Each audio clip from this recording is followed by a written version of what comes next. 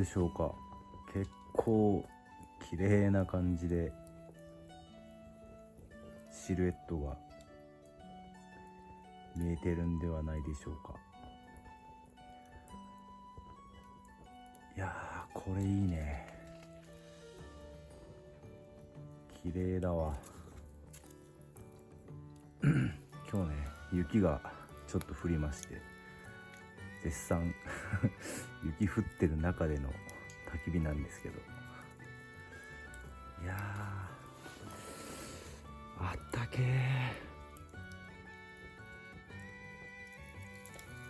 せっかくね、火起こしたんで、ちょっと炭を、焚き火で炭を起こして、魚をね、焼いてみたいと思います。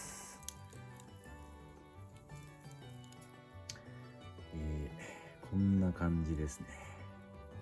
どうでしょうか。頭お前逆向きやんけって話なんですけど、この串を刺すための穴と、この串の持ち手のこの幅がこっちの方が大きくてね、ちょっと逆向きに刺せませんでしたまたちょっと穴を大きくして使えるかなって感じですね。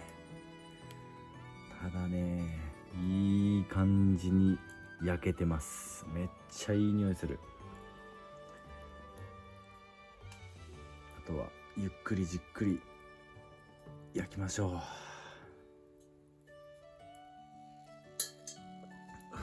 ー、焼けました。うまそう。いただきます。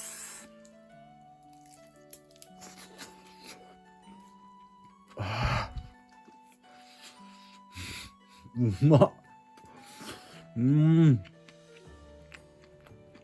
うわ、最高。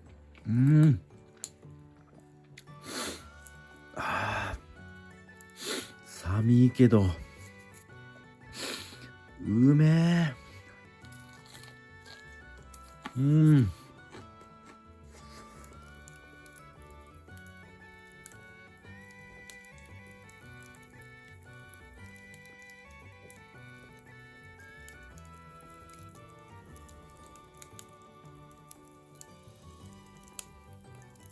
また見てね。